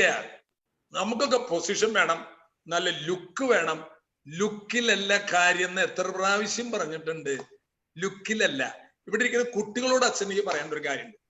കുട്ടികളെ, നിങ്ങൾ പഠിച്ച് വലുതാകുമ്പോ what you will do to the society, നിങ്ങളുടെ ജീവിതം കൊണ്ട് എന്ത് സമൂഹത്തിന് ചെയ്യുമെന്ന് നിങ്ങൾ ഇപ്പോൾ എഴുതിയിടണം.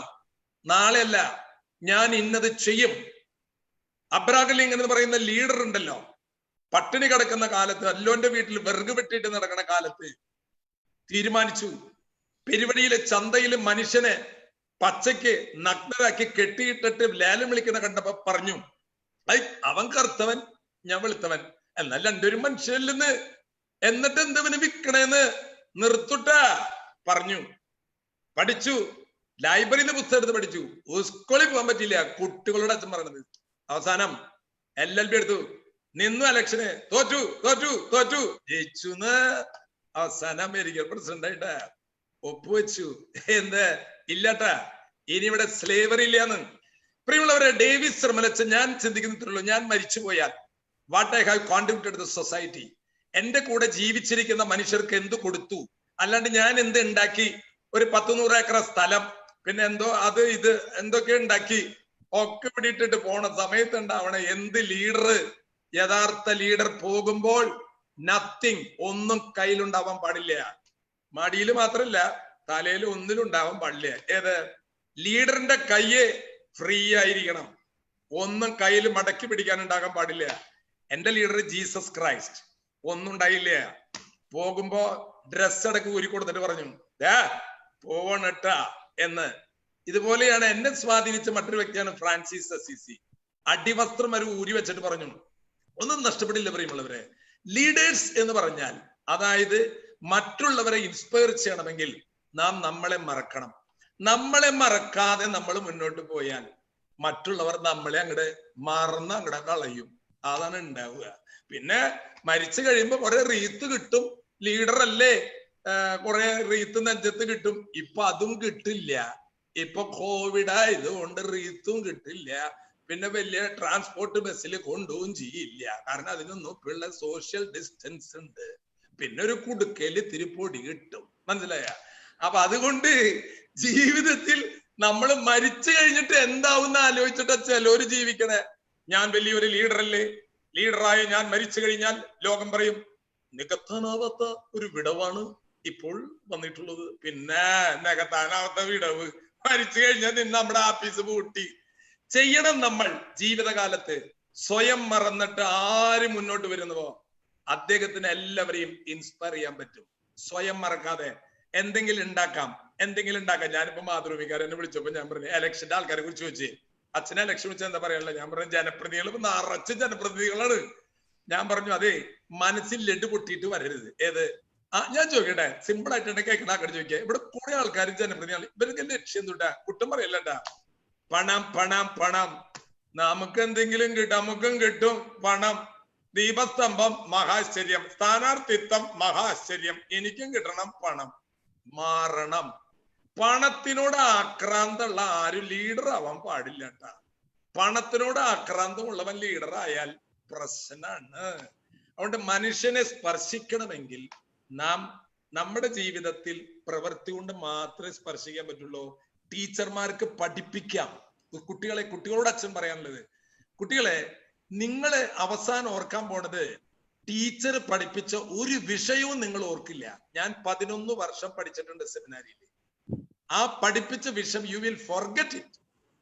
നിങ്ങൾ റിമെമ്പർ ചെയ്യാൻ പോകുന്നത് ആ ഒരു ടീച്ചറെ ആയിരിക്കും.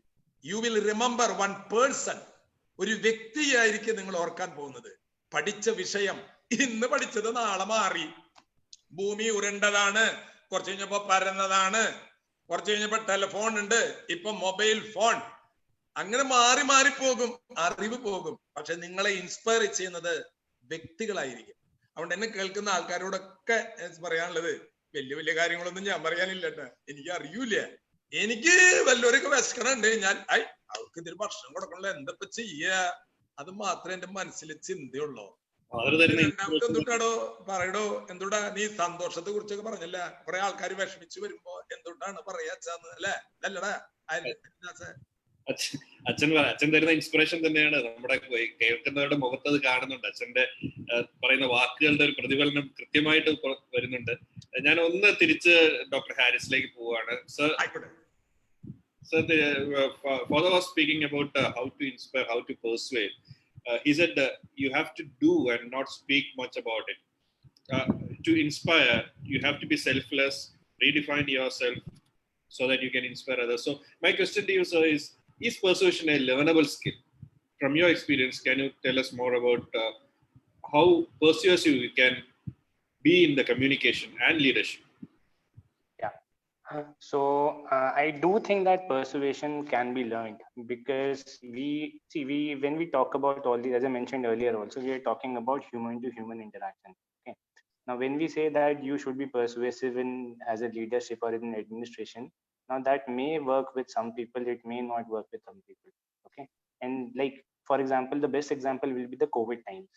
Now, when the COVID initially started and we started telling people social distancing and using of masks, not everyone was very much receptive to it.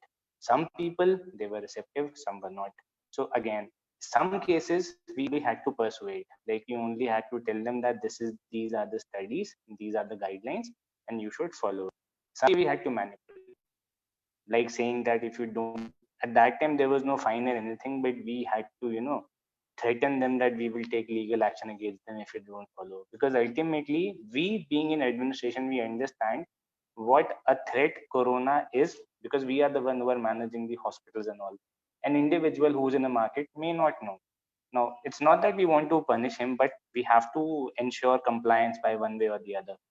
So now I think inspiration is a completely different thing. Many people have many ways to inspire. Like we have great leaders, like APJ Abdul Kalam. We had leaders like Mahatma Gandhi, who left all of his, the worldly possessions, as we say. He left his job as an advocate, and he wore that simple cloth and was there on the ground with people. And when he said that he started that Dandi March, the whole India stood up and went behind him. Other people, they inspire by doing their work, like Dr. E. Sridharan. You talk about Dr. E. Sridharan, and immediately every single person have a thought of Delhi Metro, Konkan Railways.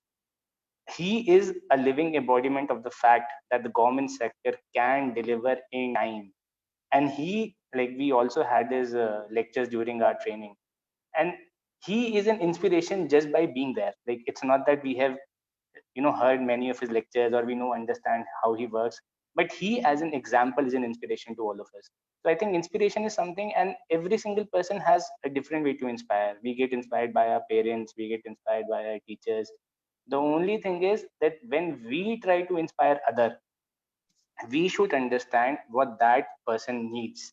If you are head of an office and that your subordinates are not working properly, then you need to understand why are they not working properly. Is there any issue?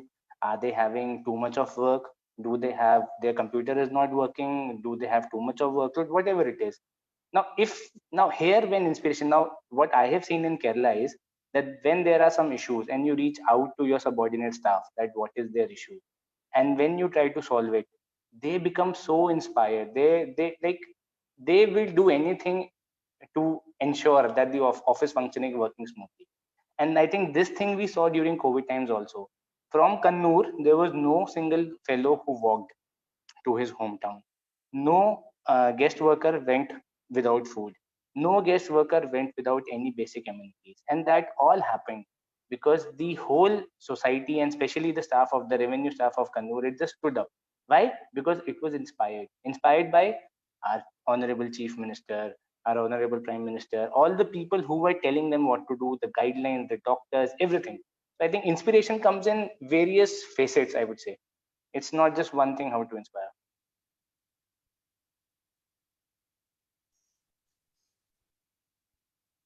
Thank you, sir.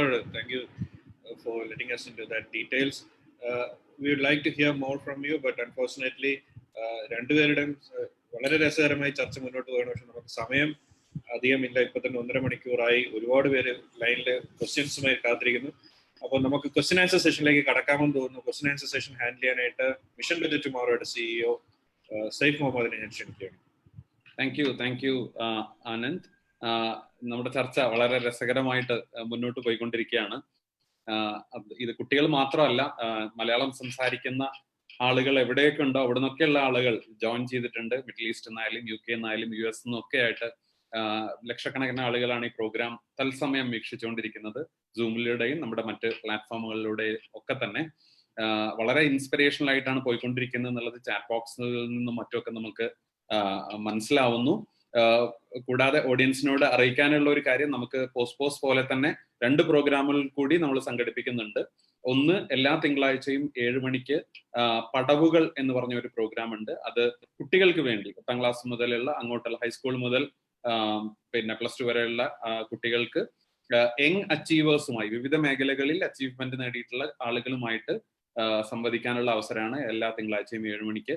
ചിരിയോ ചിരി, നമ്മുടെ ഈ സമ്മർദ്ദത്തിന്റെയും കോവിഡിന്റെയും ഒക്കെ സമയത്ത് നമുക്കെല്ലാവർക്കും ആർത്തുല്ലസിച്ച് ചിരിക്കാനും ആഘോഷിക്കാനും ഒക്കെ ആയിട്ട് കേരളത്തിലെ പ്രമുഖ കൊമേഡിയൻസ് വരുന്ന ഓൺലൈനിൽ വരുന്ന പ്രോഗ്രാമാണ് ചിരിയോ ചിരി, എല്ലാ സൺഡേയും 7 മണിക്ക്. അപ്പൊ അതുകൂടി നിങ്ങളും അതുപോലെ തന്നെ നിങ്ങളുടെ കൂടെയുള്ളവരെയും കാണിക്കണം എന്നുകൂടി അഭ്യർത്ഥിക്കുകയാണ്.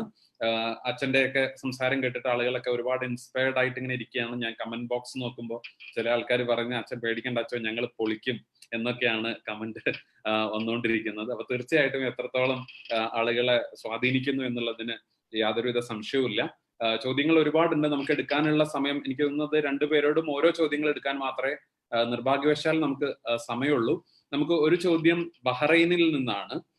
ശ്രീ അരുൺ ഗോവിന്ദ്, അദ്ദേഹത്തിന്റെ ചോദ്യമായിട്ട് കാത്തിരിപ്പുണ്ട്. ശ്രീ അരുൺ, പ്ലീസ്. ചിറമേൽ അച്ഛനും വിജയൻ സാറും നമസ്കാരം. ചിറമേൽ അച്ഛൻ ഈ ഒരു പെർസ്യൂസീവ് ലീഡർഷിപ്പിന്റെ ഈ ചർച്ചയിൽ അതിന്റെ ഉത്തരം ചാറ്റ് ബോക്സിൽ നോക്കിയാൽ കിട്ടും. ചിറമേൽ അച്ഛനും തന്നെയാണ് അതിന്റെ ഉത്തരം. അദ്ദേഹത്തിന്റെ പ്രവൃത്തി കൊണ്ട് പെർസ്യൂസീവ് ലീഡർഷിപ്പ് എന്താണെന്ന് മനസ്സിലാക്കി തന്ന് എല്ലാവരുടെയും ആദരണീയനായ അദ്ദേഹത്തിന് എൻ്റെ ശരിയായ നമസ്കാരം. ഞാൻ ചോദിക്കാൻ പോകുന്ന 2018 പ്രളയം 2019 പ്രളയം കമ്പയർ ചെയ്യുമ്പോൾ 2018 കേരളം ഒറ്റക്കെട്ടായിട്ട് നിന്നെങ്കിൽ 2019 ഒറ്റക്കെട്ടായിട്ട് നിന്നോ എന്നുള്ളതിന് സംശയമുണ്ട്.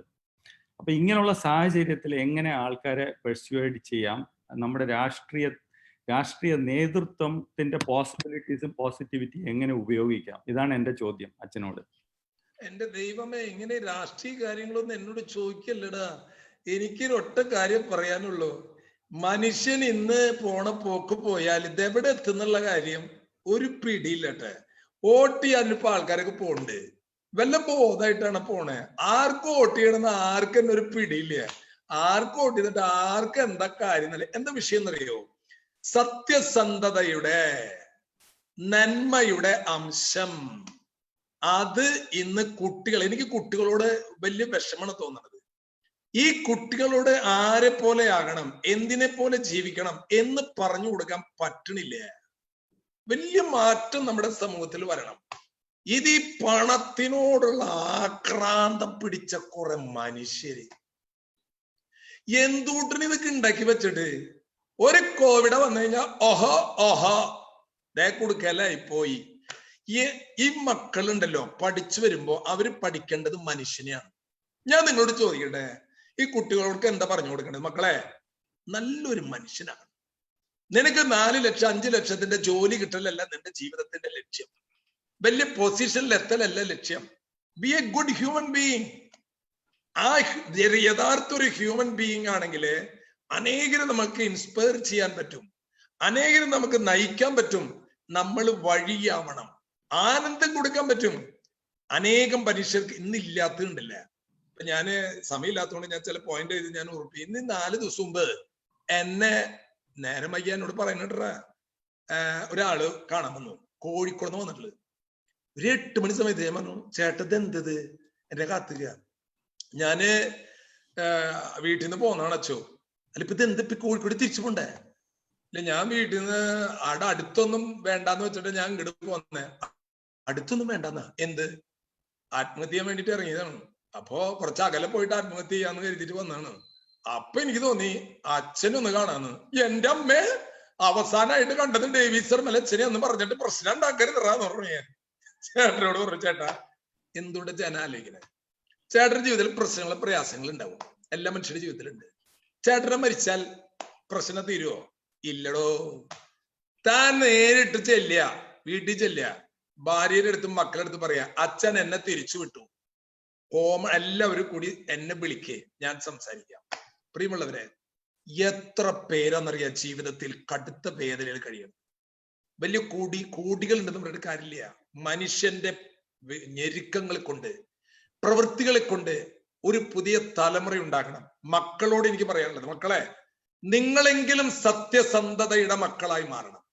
ചതിയും വഞ്ചനയും തെളിവില്ല എന്ന് പറഞ്ഞിട്ട് എന്തും ചെയ്യാമെന്ന് പറയുന്ന ഒരു അവസ്ഥയിൽ നിന്ന് മക്കൾ മാറണം. നിങ്ങളായിരിക്കണം ജീവിതത്തിന്റെ വെളിച്ചം. ഇതാണ് എനിക്ക് പറയാനുള്ളത്. ഈ തലമുറ, ഇപ്പൊ പ്രളയത്തിന്റെ കാര്യം പറഞ്ഞു, ചെറിയൊരു മിന്നാമിനിങ് പോലെയാണ്. പ്രളയം വരുമ്പോ ആകെ ഒരു സടകുട, പ്രളയം കഴിയുമ്പോ അത് പോവും. അടുത്ത കാലത്ത് ഒരുത്തന്നെ വിളിച്ചിട്ട് പറഞ്ഞു, അച്ഛാ കഴിഞ്ഞ 3ാമത്തെ പ്രളയം വരുമോ ഇല്ലേ എന്ന് ചോദിക്കുന്ന ആൾക്ക്, അച്ചു ഇന്ന് ഇപ്രാവശ്യം പ്രളയം ഉണ്ടാവും അച്ചു. ഞാൻ പറഞ്ഞു 2 വന്ന് പോരെ, ഇനി എന്നിട്ട് നിനക്ക് വേറൊരു പ്രളയം? അല്ല അച്ഛാ, അടുത്ത പ്രളയം വരുമ്പോ എനിക്ക് കമന്ന് കിടക്കണം. പ്രളയം വരുമ്പോ കമന്ന് കിടക്ക് എന്തിനണ്ട? എന്റെ പുറത്ത് ചവിട്ടിയിട്ട് ആൾക്കാർക്ക് ബോട്ടിൽ കയറാൻ, അതെന്തിനണ്ട? അങ്ങനെ കയറിയ കാറ് കിട്ടച്ചോ. എന്റെ ദൈവമേ, മനസ്സിലായ? ഏതോ മനുഷ്യൻ ബോട്ടിൽ കയറാൻ ബുദ്ധിമുട്ട് വന്നപ്പോ കമന്ന് കിടന്നു, കാറ് ചവിട്ടി കയറി. അപ്പൊ അവന് ഏതോ കാറ് കമ്പനി ഒരു കാറ് കൊടുത്തു. ഇവപ്പൊ കാത്തിരിക്കുക എന്തിന്? പ്രളയം വരുമ്പോ കമന്ന് കിടന്നിട്ട് പുറത്തെ ചവിട്ടി കയറാൻ. ഇവനൊക്കെ എന്തെന്ന് പഠിപ്പിക്കുക? അപ്പൊ പ്രളയമല്ല, എന്ത് കുന്തം വന്നാലും എല്ലാ മനുഷ്യരുടെ വിഷയം എന്താണെന്നറിയാം? സ്വാർത്ഥതയാണ്, സ്വാർത്ഥത. ഈ പ്രളയം വരുമ്പോഴാണ് അല്പം ഒന്ന് കുറയണേ.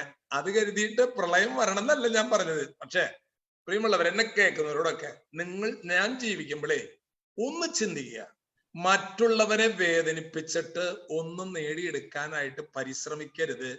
അങ്ങനെ ഉണ്ടായാൽ അത് നമുക്കൊരിക്കലും സന്തോഷം കിട്ടില്ല. കുട്ടികളോട് അച്ഛൻ പറയാനുള്ളത്, അടുത്ത തലമുറയോട്, മക്കളെ അപ്പനമ്മേനെ വേദനിപ്പിച്ചിട്ട്, സഹോദരങ്ങളെ വേദനിപ്പിച്ചിട്ട്, ഒരു മനുഷ്യനെ വേദനിപ്പിച്ചിട്ട് ഒന്ന് നേടിയെടുക്കാൻ പരിശ്രമിക്കും. തോറ്റടാ നീ പരീക്ഷയില്, ഒരു കുഴപ്പമില്ലട മോനെ. ഈ ലോകത്തിലെ കോടീശ്വരന്മാരൊക്കെ തോറ്റട്ടാടാ, ജയിച്ചിട്ടുള്ളോ? മനസ്സിലായിണ്ട? അതുകൊണ്ട് പരീക്ഷയിൽ തോറ്റു 10% ഒരു കാര്യം വിജയിച്ചാൽ മതി. പ്രിയമുള്ളവരെ, വിജയിച്ചു. 100% ഒന്നും വേണ്ട, 10%. ആ 10%ത്തിന്റെ കമ്മിറ്റ്മെന്റ്, ആ ക്രെഡിബിലിറ്റി നമ്മുടേതാണ്. കുട്ടികളോട് അച്ഛന് പറയാനുള്ളത് അതാണ്. നിങ്ങൾ സത്യസന്ധതയുടെ, പണത്തിനോട് ആക്രാന്തമില്ലാത്ത, എല്ലാ മനുഷ്യരെയും തുല്യരായി കാണുന്ന ഒരു സമൂഹമായിട്ട് മക്കളെ വളരണം. ഈ ഒരു ചെറിയ ചോദ്യത്തിന് ഇത്ര വലിയ ഉത്തരം പറയേണ്ട ആവശ്യം ഉണ്ടാ ചോന്ന് നിങ്ങൾക്ക് ചോദിക്കാൻ തോന്നുന്നുണ്ടാവും. എന്നാലും പറഞ്ഞു പോയി. താങ്ക് യു അച്ഛാ. വലിയ ഉത്തരം എന്നുള്ളതല്ല, വലിയ പാഠങ്ങൾ നൽകിയിട്ടുള്ള ഒരു ഉത്തരമായിരുന്നു. നമ്മുടെ സമയത്തിന്റെ ഒരു പരിമിതി കാരണം മാത്രം നമുക്ക് കൂടുതൽ ചോദ്യങ്ങളിലേക്ക് പോകാൻ പറ്റാത്ത ഒരു അവസ്ഥയുണ്ട്. ഒരൊറ്റ ചോദ്യം നമുക്ക് നമ്മുടെ ഡോക്ടർ ഹാരിസ് സാറിനോട് കൂടി ചോദിക്കേണ്ടതുണ്ട്. Haris sir, there is one question which has come on the chat box. This is, I hope I'm audible. Yeah, please. Yeah, okay. The question is, during this COVID period, as a key administrative person, you need to be quick and very, very persuasive, both within the team and with the general public also. So what is your style of persuasion as an administrative person? The first thing that I think is that as an administrator, you should know what you are talking about. Okay. And you cannot have a loose talk. For example, like I was lucky that I am a doctor, I am trained. So my basic level of persuasion already went up, because now if I say something which is later on refuted by the state or is later on refuted by the further research, then my, that command of my suggestions, it goes down. Okay, so it's very important that when you are giving a suggestion, when you are trying to command someone, you should be very clear, very crisp, and very direct on what you want. Okay, so I think this is the first thing. And secondly, you should know how much of work someone can handle. It's not that if one person under you in your office is working good, so you dump all the work on him. No, the other people who are not working, it's not that they don't work, it's just that they have different sections of work. I don't think anyone does not work deliberately. It's your job as a leader to identify it, to nurture it, and to direct that particular person into that particular work. So I think these two things are which are applicable to any office, irrespective whether you are in administration or you're managing your own business. Okay. Thank you so much. I think even though it's very brief, I think it was to the point. And unfortunately, we are running out of time. അപ്പൊ അത് കാരണം നമുക്ക് ഇവിടെ അവസാനിപ്പിക്കേണ്ടി വരികയാണ്. ഒരുപാട് ചോദ്യങ്ങൾ അച്ഛനോടും അതുപോലെ തന്നെ സാറിനോടും ഒക്കെ ആയിട്ട് വന്നിട്ടുണ്ട്. We have got a lot of questions on all our platforms, but unfortunately we are not able to take it now. But we'll definitely like to have you some other time for some other programs that we organize. Thank you so much. And നമ്മുടെ പിന്നെ ഒരു ഔദ്യോഗികമായിട്ട് ഇതിന് vote of thanks പറയുന്നത് ഞങ്ങളുടെ team member ആയിട്ടുള്ള ശ്രീ മനോജ് അദ്ദേഹമാണ്. So അദ്ദേഹത്തെ വളരെ സ്നേഹത്തോടെ ഇത് കൺക്ലൂഡ് ചെയ്യാൻ വേണ്ടി ക്ഷണിക്കുന്നു. Thank you safe. എല്ലാവർക്കും നമസ്കാരം. പോസ്റ്റിന്റെ 4ാം പതിപ്പിലെ 35ാം എപ്പിസോഡ് ഇവിടെ പൂർണ്ണമാകുകയാണ്. വളരെ ഇൻഫോർമേറ്റീവ് ആയിട്ടുള്ള ഒരു എപ്പിസോഡായിരുന്നു. പെർസ്യൂസീവ് ലീഡർഷിപ്പ് അഥവാ പ്രേരണയാകുന്ന നേതൃത്വം എന്ന ടോപ്പിക്കിന് വളരെ അനുയോജ്യമായ 3 വ്യക്തിത്വങ്ങളാണ് ഇന്ന് ഇവിടെ നമുക്ക് ലഭിച്ചത്. സുഭാഷ് സാറിന്റെ ഔദ്യോഗിക തിരക്കുകൾ കാരണം വളരെ കുറച്ച് സമയം കിട്ടിയുള്ളെങ്കിലും ആ ചുരുങ്ങിയ സമയം കൊണ്ട് പ്രേരണയാകുന്ന നേതൃത്വത്തിൽ ഉണ്ടായ അനുഭവങ്ങളെ പറ്റി പറയുകയുണ്ടായി. Thank you Subhash sir for being with us. Fort Kochi sub കളക്ടറായ ഹാരിസ് റഷീദ് സാറിന് സുഭാഷ് സാറിന്റെ അഭാവം നികത്തുവാൻ ചുരുങ്ങിയ സമയത്തിനുള്ളിൽ ഈ പ്രോഗ്രാമിൽ നമ്മുടെ ക്ഷണം സ്വീകരിച്ച് എത്തിയതിന് ഒരു പ്രത്യേക നന്ദി രേഖപ്പെടുത്തുന്നു. അദ്ദേഹം പെർസ്യൂസീവ് ലീഡർഷിപ്പിൽ ഉണ്ടായ അനുഭവങ്ങളെ പറ്റി നമുക്കിവിടെ വിശദീകരിക്കുകയുണ്ടായി. Thank you sir. Thank you very much for coming here. അടുത്തായി ഫാദർ ഡേവിസ് ശർമേലിന്റെ അനുഭവങ്ങൾ, കഥകൾ എല്ലാവർക്കും പ്രചോദനമാകുന്നതാണ്. Thank you father. Thank you very much for joining this programme. Thank you very much. Thank you so much. അതുപോലെ തന്നെ നമ്മുടെ ഈ പ്രോഗ്രാമിന്റെ ബാക്ക് ബോൺ ആയ വിജയൻ സാറും അദ്ദേഹത്തിന്റെ പ്രസന്റേഷനും വളരെ പ്രചോദനം അർഹിക്കുന്ന പ്രസന്റേഷനാണ്. അദ്ദേഹത്തിനും ഒരു നന്ദി രേഖപ്പെടുത്തുന്നു.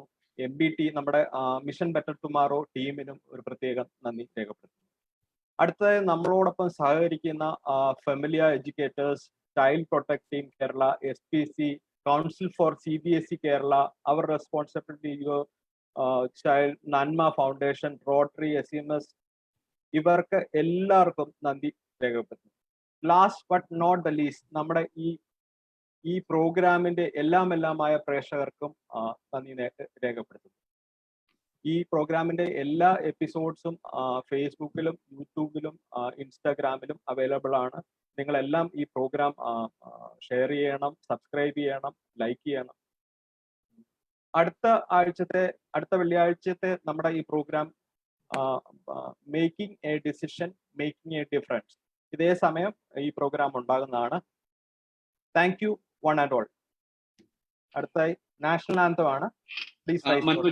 മനോജി നാഷണൽ ആന്തത്തിലേക്ക് പോകുന്നതിന് മുമ്പ് വിജയൻ സാറിന് എന്തെങ്കിലും അവസാനമായി പറയാനുണ്ടെങ്കിൽ നമ്മുടെ സ്പീക്കേഴ്സിനോട്. അച്ഛോ വളരെ നന്നായിട്ടുണ്ട്, ഗംഭീരമായിട്ടുണ്ട്. അച്ഛന് വളരെ ഹീറോ ആയിട്ടാണ് അങ്ങനെ ഷൈൻ ചെയ്യുന്നതാണ് മെസ്സേജുകൾ വരുന്നത്. നേരത്തെ തന്നെ വലിയ ഹീറോ ആണ്, കുറച്ചും കൂടി ഹീറോ ആയിട്ടുണ്ട് ആളുകളുടെ. Dr. Harris, thank you so much. Your presentation was extremely good sharing of your thoughts, really great. Thank you so much for joining with us. Okay, thank you so much. Okay, thank you. Okay, thanks. Well done, good team MBT. Thank you so much. Bye. Please, Anuji. National Anthem.